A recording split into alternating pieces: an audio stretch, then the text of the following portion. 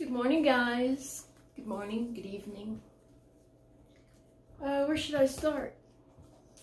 Bella, ever since I got out of the shower, I washed my hair. That's why it's a little foofy. I have real thick hair and it puffs up like a puffball, like a poodle. First thing, do you like my hoodie? Bella likes it. She's been sniffing it. Okay, Belle. Okay. Yes, I know it's almost lunchtime. I keep wanting to say, be kind. What does it say? What does it say, Belle? Tell me what it says. It says, be bold, be kind. So, today we're all going to be bold and be kind. Yesterday I was very upset, as you all know, and I appreciate all of you, just in general. I can't say that enough, for all the wonderful, kind, from the heart comments. Bella. So yesterday, I'm in credit card debt, okay? I tell you guys, I'm very transparent. I'm very transparent. And it's not because I just went out and bought a bunch of clothes or anything like that. It was mainly for food, gas, things that you need. I don't make much money off of, come on, Michelle. Come on, brain. Wake up. Social Security, disability. So, towards the end of the month, it gets a little rocky. Some of you have suggested that I open up a, this is even before I opened up the whole in-debt credit card debt thing. I open up a GoFundMe. And I've been thinking about it ever since I got diagnosed. I kind of feel funny doing it. I don't want to be a beggar. So, this is how it's going to go. Depending on what the oncologist says next week, I'm nervous. I'll decide then. So that's that. Getting hot now. I got this at Walmart. The only thing is the zipper. It's probably gonna fail me. This is the first day I put it on. I figure you guys are a little tired of me wearing the same thing. Of course, I love to support other cancers, and to be very honest with you,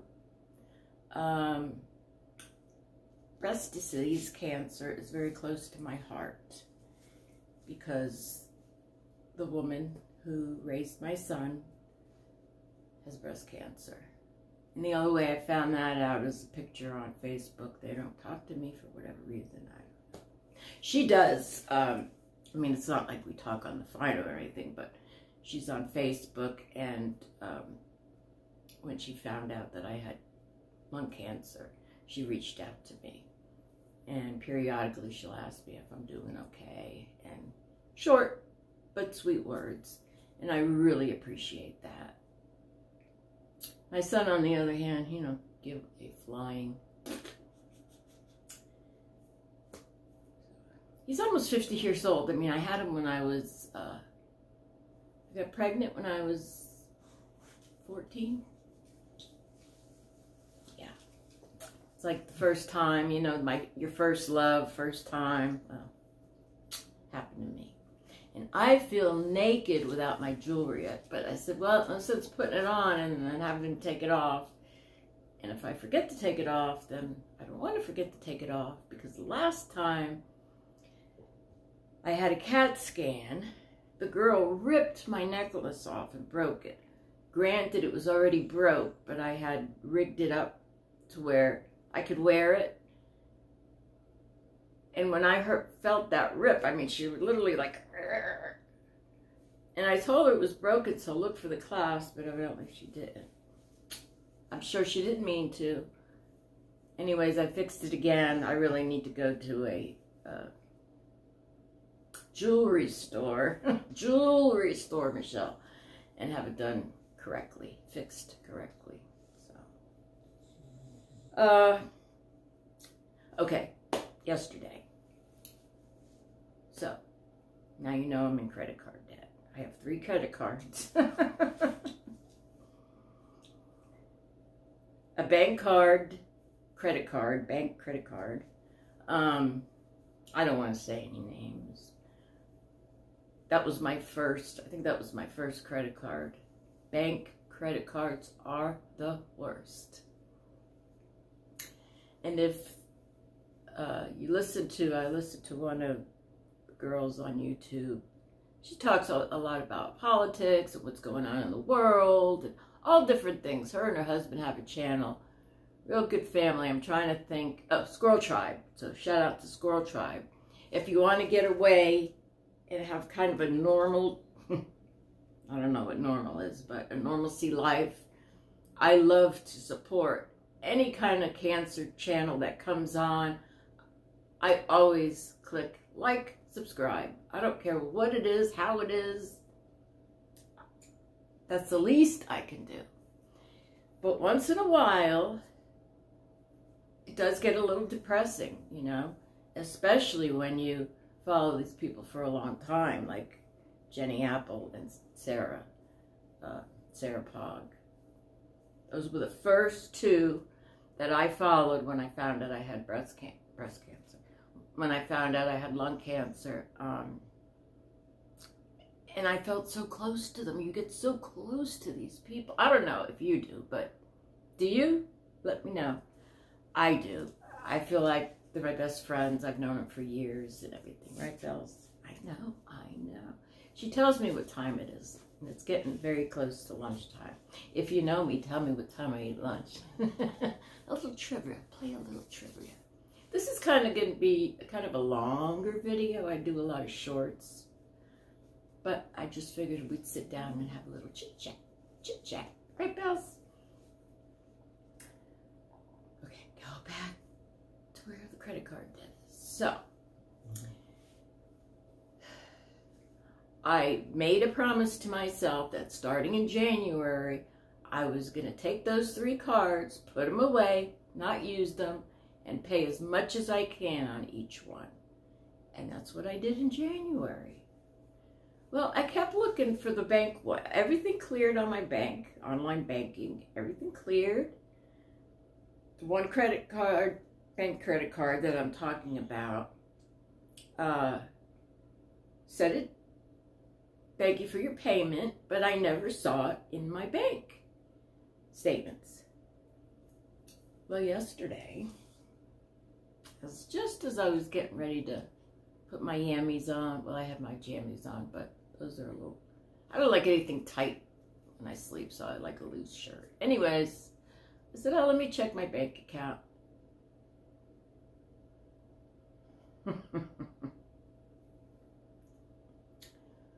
Well, I did the you know how you call and everything's automated these days. You don't really talk to a real person. So when you make a payment, you know, if you want to make a payment, press 1. So that's what I always do. Well, this particular credit card, and it's the only one, they will actually want your checking account number. Most of them you could just pay with either debit card. Well, I've had this for years, years.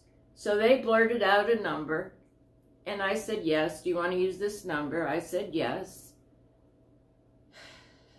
Don't ever do that. Get your check and look at the numbers. Because when I called the girl yesterday and explained everything that I just explained to you, she said, well, it didn't go through. There was a couple numbers missing. Now, is that my fault? It is partly my fault for not getting the check out and actually looking, but you would think, I've had this credit card, bank credit card, for 5 years, and my husband banks with this bank.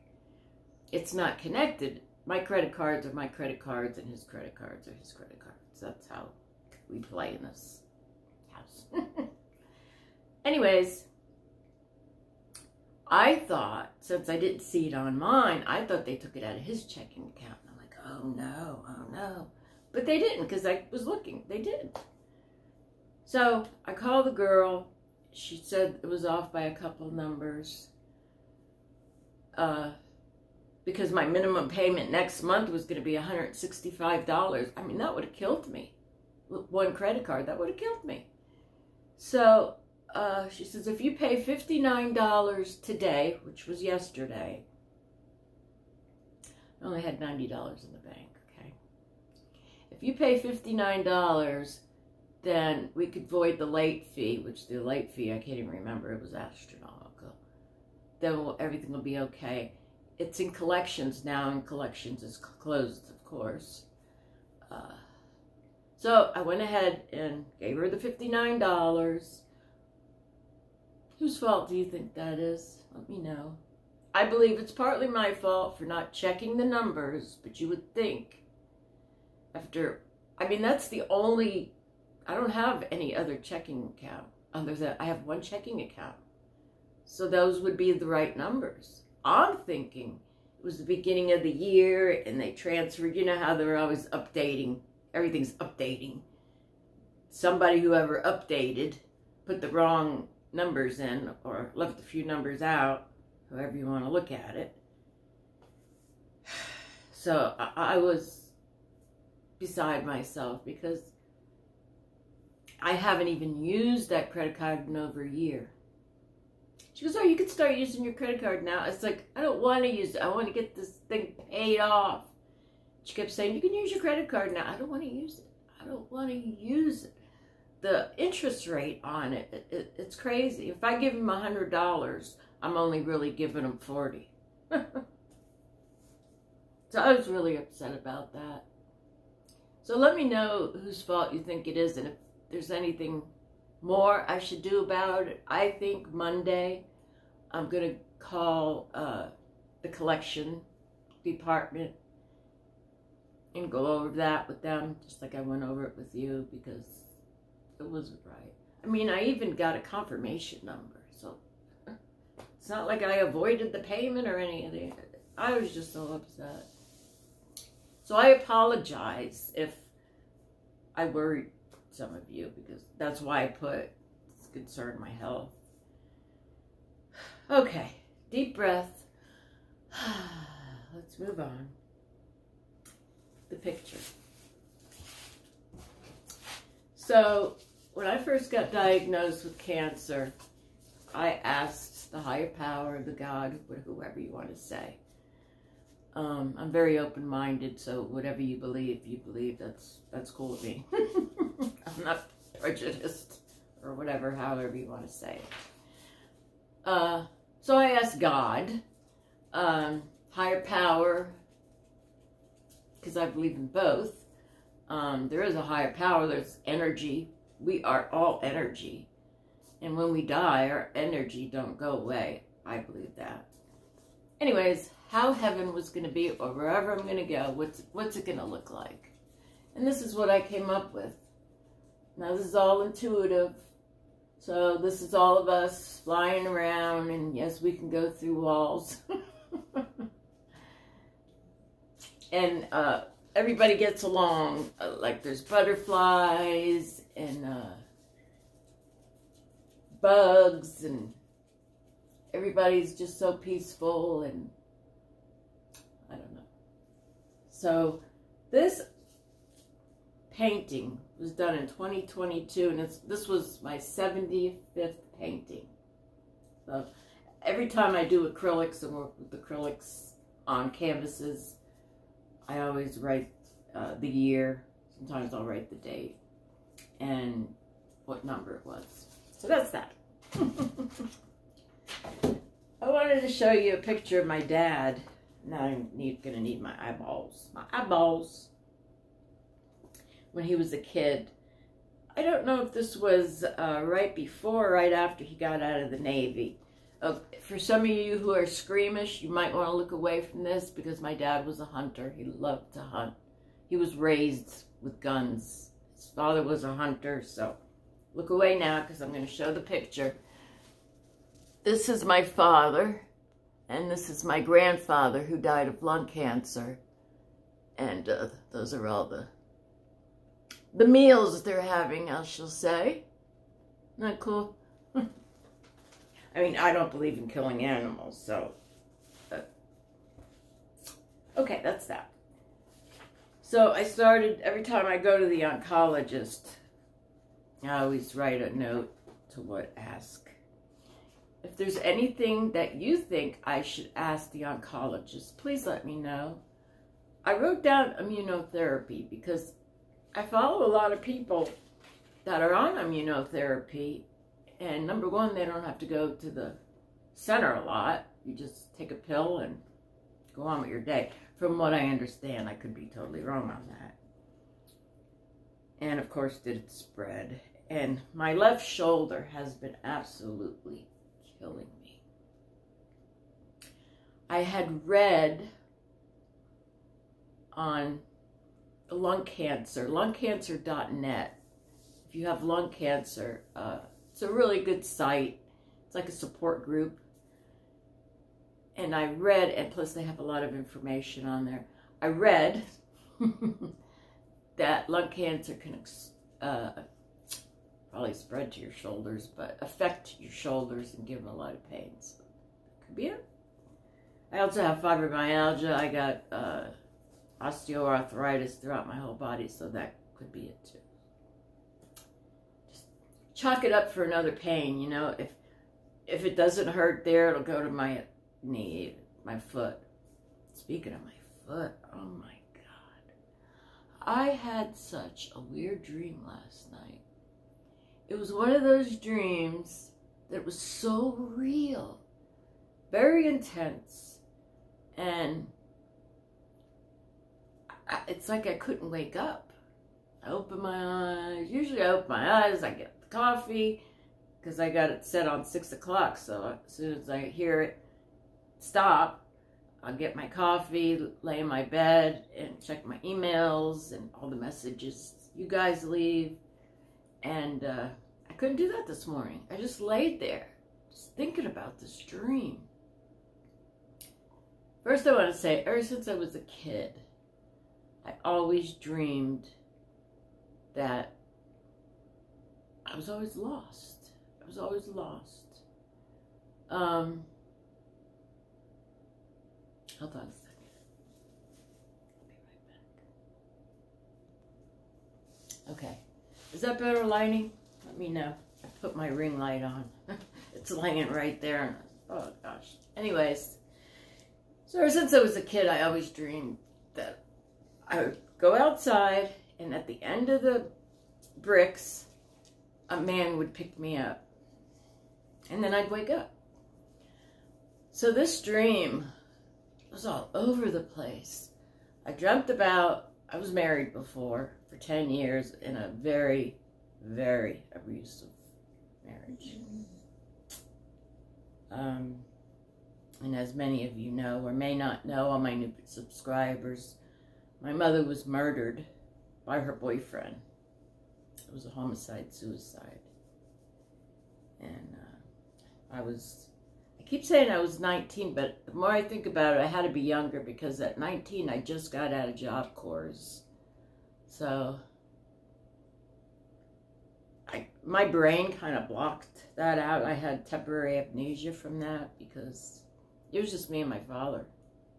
You know, I have no siblings. Anyways, I was in an abusive relationship for 10 years.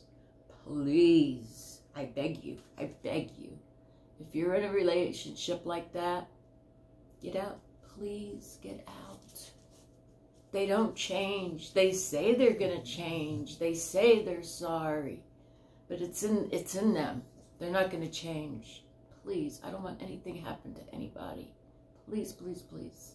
It took me 10 years to get out of that relationship, because he didn't want me to go to work, so I worked with him. I laid carpet for 10 years. I laid carpet with him. He was a very good carpet layer.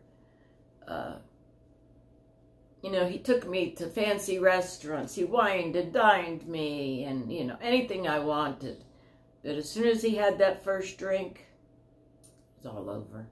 It was all over. So I'll tell you this story. So one day, I decided that I wanted out. And the best way to do it is tell him the truth. I don't love him anymore. So we went out for some cocktails. At that time, I drank. It was in my probably 30s, early 30s. And we had a few drinks, and I said, Steve, I don't love you anymore. I need to move on. And he took it like, okay, well, you know, no problem. I'm thinking, So, wow, that was easy, right? So we had a boat at the time. Like I said, he wined and dined me, bought all the goodies. We had boats. And as soon as we got home, he got a baseball bat and whack, and broke 4 of my ribs. So we were living in like a duplex. It's like a side by side. His mother lived on one side, we lived on the other. His mother was afraid of him, so God rest her soul. She always stuck up for him. Oh, don't do that, Steve won't like that. Don't cook him that, Steve don't like that. Anyways, how I got out of that relationship, I was so humiliated because he got a baseball bat. Wow. I didn't even realize my ribs were broke. All I had on was a bathing suit. Mind you, we're in Florida. I'll set the scene. We're in Florida. We're on the intercoastal on a boat. We're having a good time. So I thought. Well. And so when we get home, I'm still in a bathing suit. And this is when all this happens. And all I see is the glass door. And Brian said, run for your life, Michelle. Run for your life. I'm getting goosies all over just thinking about it. And I literally ran for my life. As I opened the sliding glass doors, and I just ran. I just ran. My adrenaline took over, and I just ran. I hopped over a fence. I knocked on the neighbor's door, who I did not know, and said, please, can you call 911? And she did. A bunch of cops came, and I told them the story, and they went to his house. We had a big white German Shepherd at the time, and he taught him the dog, not like anybody. My parents didn't even like it. My dad and my stepmom didn't even like coming over because the dog would growl. A lot of times I'd have to put the dog in the room. The dog did not like anybody. And that's how he trained them. And I thought that was cool, maybe. I don't know. Did I like it? No, I didn't like it. But I didn't really think anything of it. So anyways, the cops went to the door, knocked on the door. King went. That was the white German Shepherd's name. King didn't barked in the window because the door's here and the big window's here, so they could see the dog. And he says, yeah, I wanted my purse. I had nothing except for a bathing suit on. Like I said, humiliation. It was written all over my body. So he said, no, she's not getting her purse. So they said, well, okay. They left, put me in the cop car. They said, let's have a talk. So they asked me, what time does he usually leave to go to work? I said, 6 o'clock. They said, okay, we'll be ready for him. And a shout out to Hollywood Police Department. They did an awesome job. They hid, and there's a stop sign. And as soon as they saw him get in his van, they pulled him over, locked him, pulled him over, arrested him. I got my purse, a few other things, and I lived with my dad and my stepmom for a while, quite a while. Well, that's a little background of me. So if you're in a bad relationship, abusive relationship, whether it be verbal, I mean, verbal is just as bad as them hitting you. Please get out.